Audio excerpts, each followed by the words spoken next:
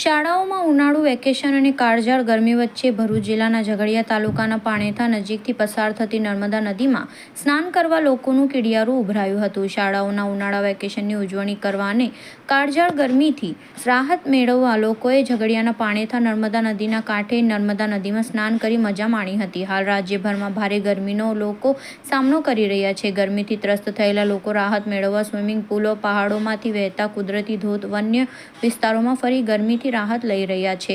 ત્યારે ભરૂચ, અંકલેશ્વર તેમજ દક્ષિણ ગુજરાતના પ્રવાસીઓ હાલ ઝઘડિયાના પાણેથા નજીકથી વહેતી નર્મદા નદીમાં સ્નાન કરી ગરમીથી રાહત મેળવી મજા માણી રહ્યા છે।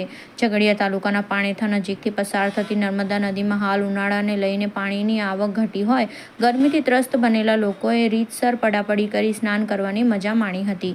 શનિવાર તેમજ રવિવારના રજાના દિવસોમાં લોકો નર્મદા કિનારે બાળકો, વૃદ્ધો સહિત ઉમટી પડ્યા હતા અને કાંઠા વિસ્તારમાં મળતી મકાઈ, પાપડીના લોટની જયાફત માણી આનંદ મેળવ્યો હતો। તો આ સ્થળે ઘોડેસવારી તેમજ ઊંટ પર બેસીને લોકો મજા લઈ શકે છે। પાણેથા નજીકથી નર્મદા નદીના કિનારે ઝઘડિયા તાલુકાના લોકો, રાજપારડી, ઉમલ્લા, ઝઘડિયા, ભરૂચ, અંકલેશ્વર તેમજ દક્ષિણ ગુજરાતના લોકો સ્નાન કરવા ઉમટ્યા હતા। નર્મદામાં સ્નાન કરવા આવેલા લોકોની સંખ્યા વધુ હોય વાહનોના પાર્કિંગ એરિયામાં પણ વાહનોનો ખડકલો નજરે પડ્યો હતો।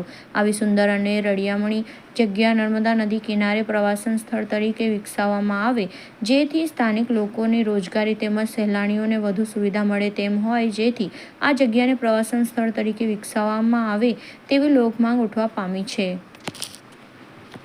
મારું નામ દિયા છે। હું ઝઘડિયા તાલુકાના આમોદ ગામેથી આવી છું। આજે હું પાણેથા ગામના મળી નદીના કિનારે નાહવા માટે આવે છે, જ્યાં ખૂબ જ મજા આવે છે। જ્યાં જેમ કે લોકો દમણ, ગોવા જતા હોય છે એવી જ મજા અહીંયા પણ આવે છે। આ સ્થળ એટલું ખૂબ સુંદર છે કે ગુજરાત સરકાર પણ વિચારી રહી છે કે અહીંયા પ્રવાસન સ્થળ તરીકે વિકસાવવું જોઈએ।